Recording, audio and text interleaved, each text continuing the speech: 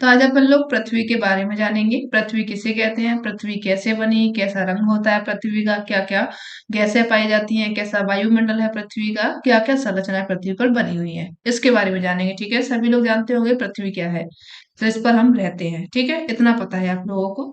और भी पता है, ऐसा नहीं है कि आप लोगों को नहीं पता है, बहुत पता है आप लोगों को। तो यहाँ पे अपन लोग देखेंगे और भी इसके बारे में। ठीक है, तो चलिए पहला देखिए कि पृथ्वी क्या है, पृथ्वी किसको कहते हैं। तो पृथ्वी क्या है, एक ग्रह है। ये क्या है, ग्रह है, जिस पर क्या करते हैं, हम रहते हैं, निवास करते हैं, हमारे घर बने हुए हैं, हम लोग यहाँ पर रहते हैं, खाना पीना खाते हैं और भी सारे काम यहीं पे करते हैं। और भी पृथ्वी पर क्या देखने को मिलता है, यहाँ पे अपन लोग को पर्वत मिल जाएंगे। पर्वत किस तरीके के होते हैं, जो कि पृथ्वी से जो समतल लेवल होता है उससे उठा हुआ जो भाग होता है उससे, उसी को बोला जाता है क्या, पर्वत हो गया। पर्वत में एक पीक मिल जाएगी आप लोगों को। और जो पठार है, इसमें क्या होता है, यहाँ पे आप लोगों को पीक नहीं मिलेगी, यहाँ पे एक टेबल लैंड टाइप का मिल जाएगा, तो ये क्या हो जाता है, पठार हो जाता है। ठीक है, ये आपको देखने को मिल जाएगा कहाँ पे, पृथ्वी पर ही देखने को मिलेगा। आगे यहाँ पे दिया गया है, यहाँ पे नदियां मिल जाएंगी, नदियां जिनमें के जल भरा होता है, पानी भरा होता है, जिनसे आप लोगों को अच्छा पानी मिल जाता है। जलाशय होते हैं, जलाशय क्या होते हैं, जैसे कि तालाब वगैरह हैं, झीलें वगैरह हैं, पौंड वगैरह जो होते हैं, जो गांव में इनको पोखर बोला जाता है, ये सभी इनको जलाशय बोले जाते हैं। वन वन यानी कि जहाँ पे अच्छे खासे पेड़ लगे होते हैं, हरा भरा एरिया दिखाई देता है। मरुस्थल होते हैं, मरुस्थल जहाँ पे कि बारिश की बूंदे, जो बारिश होती है बहुत कम होती है, पेड़ पौधे होते हैं वो भी बहुत कम होते हैं, जो कि एरिड एरिया बोला जाता है। जीव जंतु यहाँ पे देखने को मिल जाएंगे। जीव जंतु कैसे, क्या आप लोगों ने देखा होगा, जब आप लोग रह रहे हैं आपके साथ में ही, जैसे कि जो जानवर वगैरह हैं, कुत्ते वगैरह हैं, बिल्लियां हैं, ये सभी आप लोगों को देखने को मिल जाएंगे। जीव में जो एनिमल्स होते हैं, गाय हैं, भैंसे हैं, और जो आपके और भी सभी जानवर एनिमल हैं, वो आप लोगों को देखने को मिल जाएंगे। तो ये पृथ्वी पर क्या है, एक आकर्षण का केंद्र है, इसीलिए तो यहाँ पर निवास है। सबसे मेन यहाँ पर निवास क्यों है, क्योंकि यहाँ पर जल है, सबसे मेन कारण उसका यही है। ठीक है, और पृथ्वी पर जो आकर्षण का केंद्र हो गया वो, ये सभी आप लोग यहाँ पे दृश्य देखने को मिलेंगे, ये आकर्षित करते हैं हम लोगों को। अंतरिक्ष से अगर आप देखेंगे, अंतरिक्ष क्या होता है, जब आप पृथ्वी के ऊपर जाएंगे वायुमंडल में, वहां से देखेंगे तो वहां पे आप लोगों को, अगर पृथ्वी देखेंगे तो यहाँ पे कुछ इस तरीके की हरी भरी नीली जल से भरी हुई इस तरीके की बहुत अच्छी दिखाई देती है। ठीक है, इसके कारण पृथ्वी का धरातल क्या होता है, हरा होता है। हरा क्यों होता है, क्योंकि यहाँ पर बहुत सारे पेड़ पौधे लगे हुए हैं, बहुत हरियाली बनी हुई है, खूब सारे वन हैं। नीले रंग की दिखाई देती है, नीले रंग की क्यों दिखाई देती है, क्योंकि जो पृथ्वी का 71% भाग क्या है, जल से घिरा हुआ है। 71% भाग पर जल है, इसीलिए पृथ्वी अपनी नीली दिखाई देती है।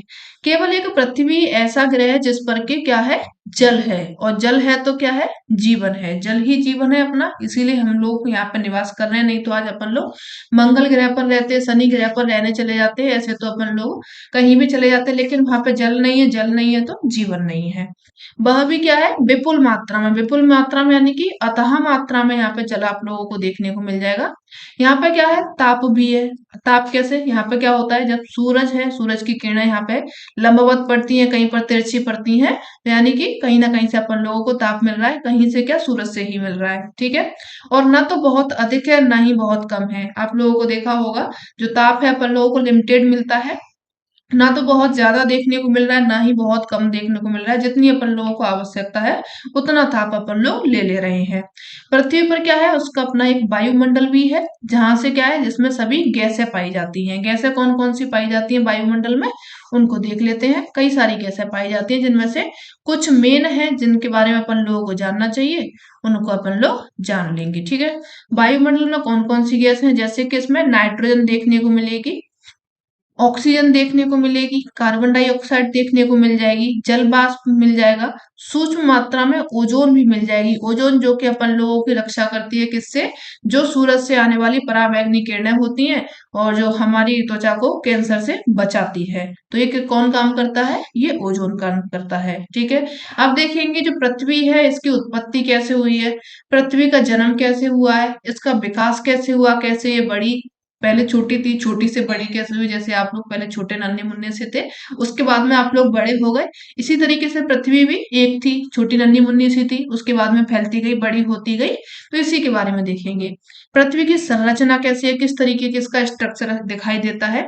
पृथ्वी की कितनी परतें हैं, तो पृथ्वी की टोटल 3 परतों में इसको डिवाइड किया गया है। किसके लिए? सुविधा अपन लोगों को पढ़ने की सुविधा के लिए। ठीक है, तो इन परतों के बारे में भी जानेंगे, क्या क्या परतें हैं। और भी यहाँ पे देखिए, यहाँ पे क्या होता है, ताप है, ऑक्सीजन एवं जल की उपयुक्त परिस्थितियों के कारण पृथ्वी क्या है, एक जीवधारी ग्रह बोला जाता है पृथ्वी को। ठीक है, किस लिए बोला जाता है? क्योंकि यहाँ पे ताप मिलता है जो इंसान के लिए जरूरी होता है, ऑक्सीजन जो वो भी जरूरी होती है, नाइट्रोजन भी जरूरी होती है, साथ में जल जो कि बहुत ही जरूरी होता है। ये तीनों चीजें मिल गई तो मिल गई यहाँ पे जीवन। ठीक है, वायुमंडल जीवन की सुरक्षा एवं संरक्षण से महत्वपूर्ण भूमिका यहाँ पे निभाता है। यहाँ पृथ्वी का क्या है, वायुमंडल है, जो कि किस लिए महत्वपूर्ण होता है, ये सुरक्षा के लिए महत्वपूर्ण होता है, जिंदगी के लिए। तो वो भी यहाँ पे मिलता है। अब देखिए पृथ्वी की उत्पत्ति हुई कैसे, इसको जान लीजिए। ठीक है, आप लोग भी बताइए कैसे पृथ्वी की उत्पत्ति हुई। और इनके जो सिद्धांत वगैरह हैं, जो हाइपोथेसिस वगैरह हैं, ये सभी अपन लोग नेक्स्ट वाले सेशन में देखेंगे। ये वाला सेशन आप लोगों का छोटा ही रहेगा।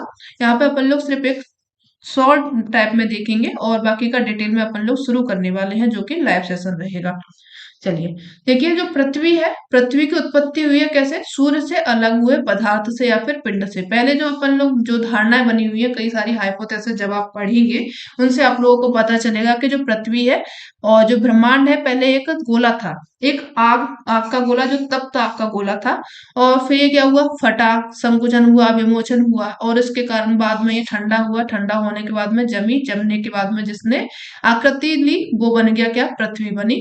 तो ये कई सारी अपन लोग हाइपोथेसिस पढ़ेंगे, उनके आधार पे आप लोगों को पता चल जाएगा। तो देखिए यहाँ पे जो पृथ्वी थी, प्रारंभ में ठंडी चट्टानों का एक समूह थी। कैसी थी? चट्टानें क्या होती हैं? चट्टानें होती हैं जो आप लोगों का पत्थर होता है, स्टोन होता है, वो एक इकट्ठा बड़ा सा पत्थर था, उसी का ये बता रहा है कि जो पृथ्वी शुरुआत में कैसी थी, एक बड़ी सी चट्टान थी जो कि ठंडी थी। अब जो पृथ्वी की चट्टानें हैं, इनमें रेडियोधर्मी पदार्थ जैसे कि यूरेनियम था, थोरियम था, पोटेशियम था, ये सभी इसमें समाये हुए थे। जो रेडियोधर्मी पदार्थ हैं, उनका स्वाभाविक क्या हुआ, विघटन हुआ। क्या हुआ? विघटन कैसे होता है? वो उनका टूटना हुआ और विपुल यहाँ पे ऊष्मा उत्पन्न हुई। यानी जो इतना तेज विघटन हुआ, यहाँ पे इतनी भयंकर ऊष्मा निकली, बहुत ज्यादा चारों तरफ ये फैल गई। ठीक है, अब इस विपुल ऊष्मा से और जो गुरुत्वीय संकुचन था, यानी कि पहले तो खूब विघटन हो रहा है, संकुचन हो रहा है, तो पृथ्वी का ताप इतना अधिक कर दिया, बार बार यही हो रहा था कि फैल रहा था, फिर संकुचन हो रहा था, फिर फैल रहा था, फिर संकुचन हो रहा था।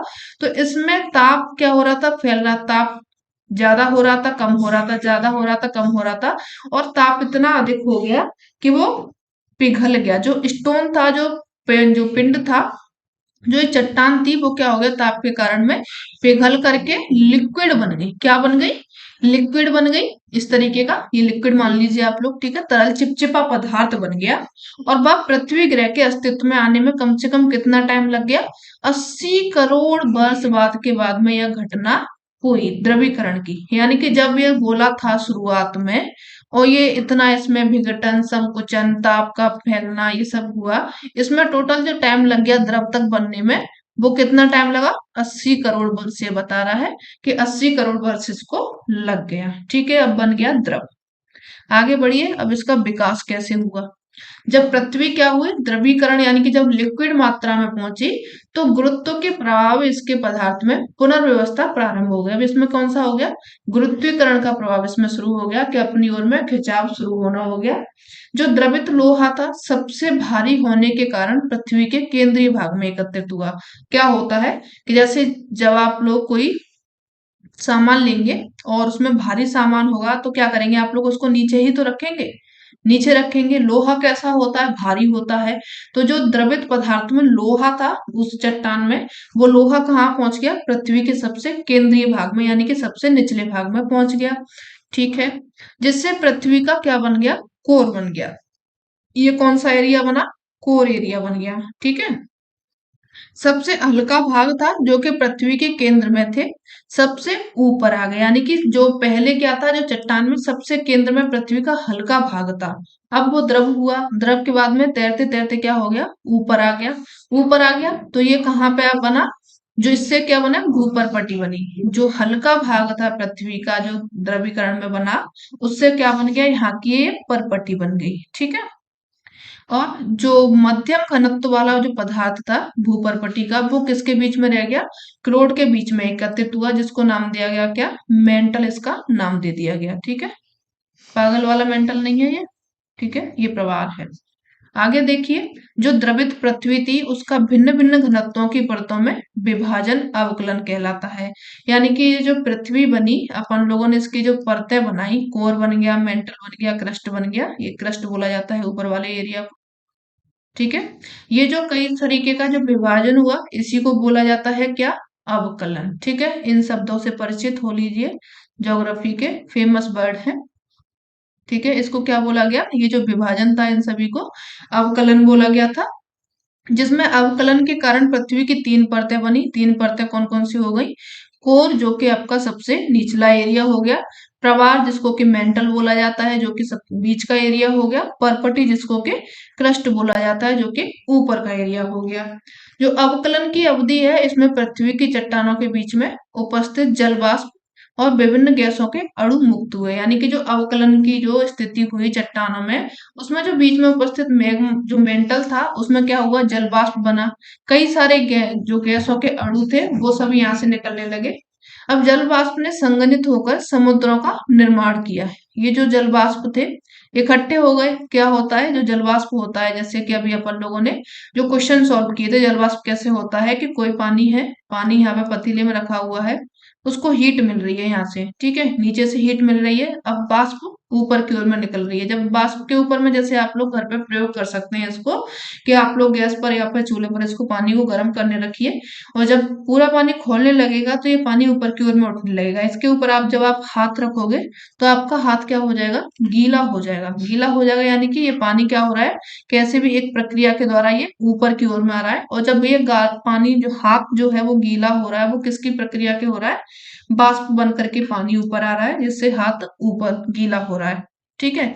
तो ये जल वाष्प के क्या हुआ, संघनित हुआ। संघनित यानी कि पूरी पृथ्वी पर यही वाली प्रक्रिया चल रही थी, क्योंकि बहुत गर्म हो चुकी थी। गर्म हुई, जल वाष्प इतना बना कि ये सभी इकट्ठा हो गया, और इकट्ठा इतना हुआ कि पूरे ये सभी महासागर बन गए, जो कि आप लोगों को देखने को मिलते हैं। प्रशांत महासागर है, हिंद महासागर है, अटलांटिक है, ये आर्कटिक महासागर, ये सभी आपके क्या है, महासागर है। ये बन गए किस तरीके से, कि जो संघनित हुआ था जलवाष्प, इनसे ये सभी महासागर बन गए। ठीक है। ये अभी हम किसी के आधार पर नहीं पढ़ रहे हैं, कोई भी जो ज्योग्राफर है इसके आधार पर नहीं पढ़ रहे हैं, जो नॉर्मली में पृथ्वी के लिए बताया गया है वो पढ़ रहे हैं। ठीक है। तो आप लोग अभी इस पर कमेंट करना शुरू मत कर दीजिएगा कि ये तो किसी ने कहा ही नहीं है। जो नॉर्मल वाला है पृथ्वी का, वो अपन लोग पढ़ रहे हैं। ठीक है। और जल वाष्प संघनित हुआ और समुद्रों का यहाँ पे निर्माण हो गया, और जो गैसें थी इस चट्टान में, उनसे क्या बन गया, अपना वायुमंडल बन गया। ठीक है। आगे देखिए, पृथ्वी की संरचना कैसी है, इनको देख लीजिए। पृथ्वी है जो कि कई परतों से मिलकर के बनी हुई है, जिनके बारे में अपन लोगों ने अभी हल्का हल्का ऊपर देख लिया। अब इनका डिटेल देख लीजिए। पहला है भूपर्पटी। क्या है ये, भूपर्पटी, जिसको कि अपन लोग अंग्रेजी में क्रस्ट कहते हैं। क्या कहते हैं, क्रस्ट कहते हैं। ठीक है। राइटिंग पर थोड़ा सा ध्यान मत दीजिएगा फ्रेंड्स, बहुत ज्यादा राइटिंग खराब है मेरी। मम्मी ने खूब मारा है, उंगलियां काली हो गई हैं पिट पिट के, लेकिन मेरी राइटिंग सुधरी ही नहीं है। चलिए, जब अपन लोग अंतरिक्ष से देखेंगे तो पृथ्वी लगभग कैसी दिखाई देती है, गोलाकार गेंद की तरह दिखाई देती है। आप लोगों ने जब ग्लोब देखा होगा तो ग्लोब किस तरीके का होता है, वो गोल होता है। ठीक है, बिल्कुल गोल नहीं होता है, ऊपर से थोड़ा चपटा होता है, बीच में थोड़ा उठा हुआ होता है, लेकिन आप उसको एक गोलाकार बोल सकते हैं। ठीक है। और ये जो गोलाकार पृथ्वी है, पृथ्वी की भूपर्पटी की संतरे के छिलके से तुलना की जा सकती है। किससे की जा सकती है, अगर आप लोग संतरा का छिलका लेंगे तो उससे भूपर्पटी की आप लोग तुलना कर सकते हैं, सिर्फ पृष्ठ की। यानी कि जब आप ये जो संतरा है यहाँ पर कलियां बनाएंगे, ठीक है, ये बन गई कलियां। ठीक है, ज्यादा अच्छी तो नहीं बनी है, इसी तरीके की तो होती है ना। हाँ। ठीक है। अब जब आप इस छिलके छिलके की बात करेंगे तो ये तुलना कर रहा है किससे? क्रस्ट से। ये जो छिलका छिलका हो गया वो क्या हो जाएगा? क्रस्ट हो जाएगा। ठीक है। भूपर्पट्टी क्या होती है? हल्की चट्टानों से बनी होती है। सबसे ऊपर क्या है? हल्की चट्टानें हैं, उसके बाद में थोड़ी भारी है और उसके बाद में ज्यादा भारी हो जाएंगी। ठीक है। हल्की चट्टानों से बनी हुई है। इन चट्टानों में मुख्य रूप से क्या मिलता है? सिलिका मिलता है। ठीक है। ये चट्टानें किससे बनी हुई है? सिलिका से बनी हुई है, जिसमें एल्यूमिनियम सिलिकेट से समृद्ध है। यानी कि अगर आप सिंपली इसको जाने एक नाम में, तो ये किससे बना हुआ है? सियाल से बना हुआ है। ठीक है। सियाल बोला जाता है, यानी कि सिलिका प्लस एल्यूमिनियम। ठीक है।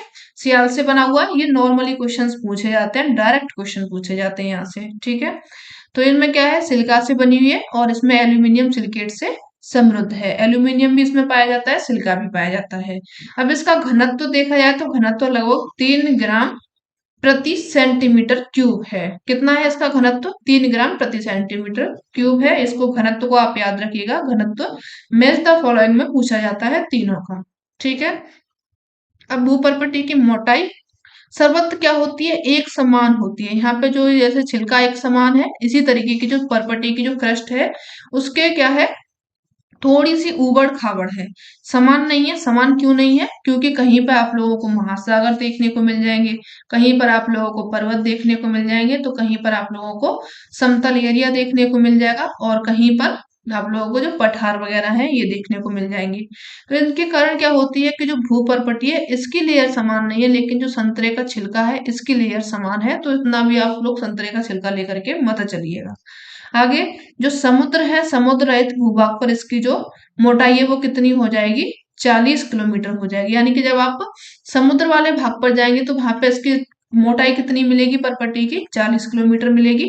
और समुद्र के नीचे की जो भूपर्पट्टी है इसकी मोटाई क्या होती है? बहुत कम होती है। यानी कि ये पृथ्वी है, इस पर क्या है? ये यहाँ पे समुद्र बना हुआ है। जब यहाँ से इसकी मोटाई मापेंगे पूरा ऊपर से लेकर के, तो यहाँ पे कितनी मानी गई है? 40 किलोमीटर हो सकती है। लेकिन आप इसके नीचे से मापेंगे तो ये बहुत कम भी हो सकती है। ठीक है। यह मोटाई कितनी हो सकती है? लगभग 10 किलोमीटर इसके नीचे की ये मोटाई हो सकती है। ठीक है। अगर आप पूरे मापेंगे तो 40 हो जाएगी, नहीं तो ये 10 मान करके चलिए आप लोग।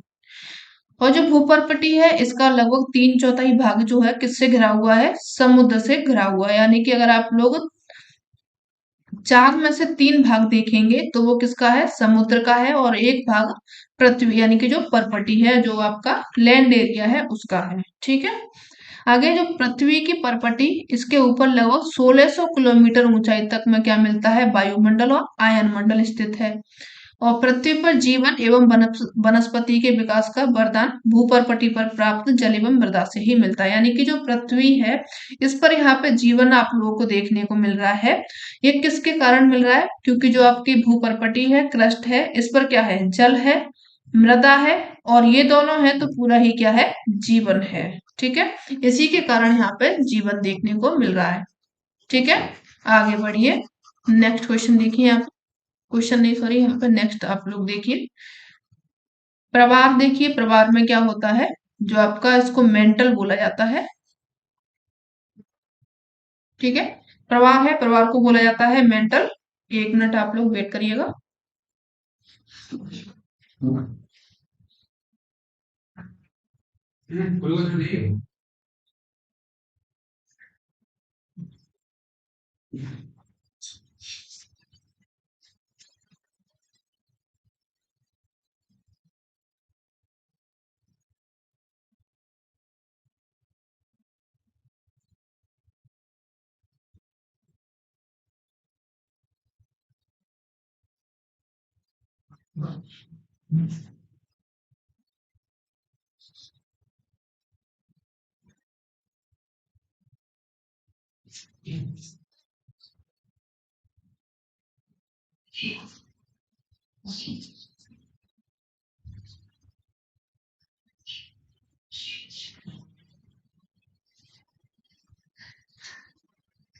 चलिए, सॉरी फ्रेंड्स, थोड़ा आप लोगों को वेट करना पड़ा। चलिए, प्रवार जो मेंटल होता है इसको ये भूपर्पटी के निचले तल का भाग होता है, जो कि 2900 किलोमीटर की गहराई तक पाया जाता है। यानी कि जब आप जो आपका क्रस्ट है वो 100 से 200 किलोमीटर की गहराई तक पाया जाता है, और उसके 2900 किलोमीटर की गहराई तक प्रवार यानी कि मेंटल पाया जाता है। ठीक है। और ये भाग क्या है, नेत्र से सीधे दृष्टिगोचर नहीं होता। यानी कि जब आप देखेंगे, अगर आप खड़े होकर के जमीन पर, जैसे अभी आपने कहा कीजिए, तो आप लोगों को क्या दिखेगा, फर्श दिखाई देगा। आप लोगों को मेंटल दिखाई नहीं देगा। जो फर्श है वो भी क्या है, क्रस्ट के ही रूप में आता है, तो इसलिए आपको डायरेक्ट नहीं दिखेगा। इसलिए इस भाग के संगठन का अध्ययन अन्य अप्रत्यक्ष विधियों से किया जाता है। यानी कि इसके लिए कई सारी विधियां अपन लोगों को अपनानी होती हैं, खुदाई की, और भी कई सारे जो अब तो आजकल तो यंत्र चल गए हैं जिनसे इसका अध्ययन किया जा सकता है। तो यहाँ पे क्या है, अप्रत्यक्ष विधियां अपनाई जाती हैं। और ये जो परत होता है, इसमें क्या होता है, लोहा होता है, सिलिका होता है, मैग्नीशियम होता है। लेकिन सबसे ज्यादा यहाँ पर सिलिका और मैग्नीशियम होता है। इसीलिए इस वाली जो परत है इसको सीमा के नाम से भी जाना जाता है। ठीक है।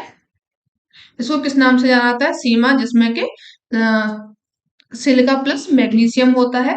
प्रवाह में क्या होता है, दाब का मान गहराई के साथ में बढ़ता है। यानी कि जब आप प्रवाह में जाएंगे, मेंटल में नीचे जाते जाएंगे, तो इसमें गहराई के साथ में क्या होता है, इसका जो दाब है बढ़ता जाता है। प्रेशर यहाँ पे क्या होता है, बढ़ता है, घटता नहीं है।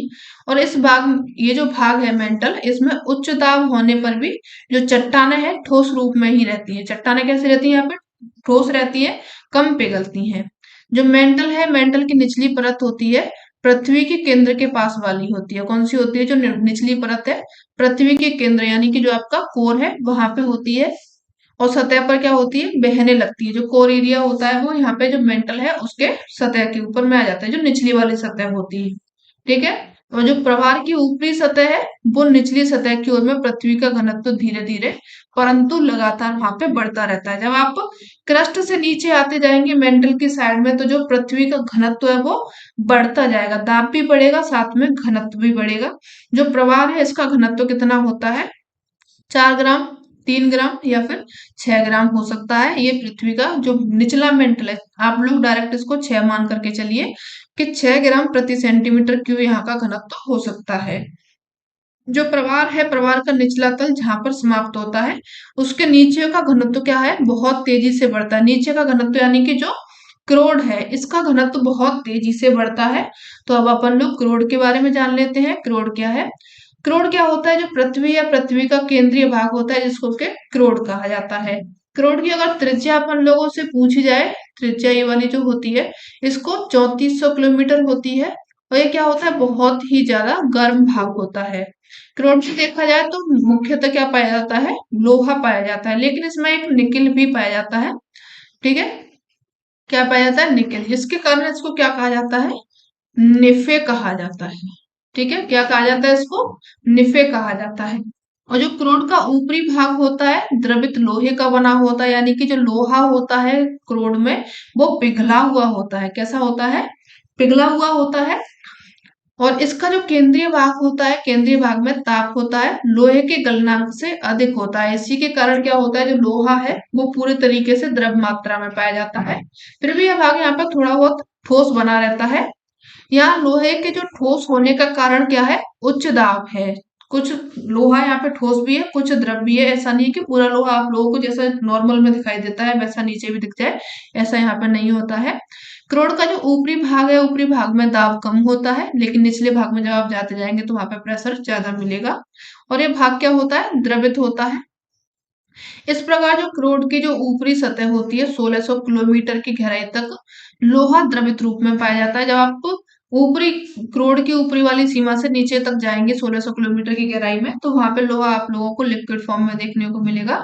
और जो क्रोड के द्रवित लोह भाग होता है उसका घनत्व 10 ग्राम सेंटीमीटर होता है। कहीं कहीं पर 16 ग्राम सेंटीमीटर भी देखने को मिलता है। और जो क्रोड का सबसे केंद्रीय भाग होता है उसका घनत्व अगर देखा जाए तो वो 18 ग्राम प्रति सेंटीमीटर क्यूब होता है। ठीक है। तो ये आप लोगों को थोड़ी सी नॉलेज हमने दी पृथ्वी के बारे में। अब ये डिटेल नॉलेज आप लोगों को कल से मिलना शुरू हो जाएगी, जिसमें के जितनी हाइपोथेसिस हैं उन सभी को देखेंगे, और जितनी आप लोगों के थ्योरीज हैं उनको भी देखा जाएगा। तो आप लोगों का आज का ये सेशन बहुत छोटा सा था। कैसा लगा ये जरूर बताइएगा। अगर अच्छा लगा हो तो अपने फ्रेंड्स को जरूर शेयर कीजिएगा। और अगर आप लोग चैनल पर नए हैं तो इसको सब्सक्राइब कर लीजिएगा। मिलते हैं नेक्स्ट सेशन में, तब तक के लिए धन्यवाद।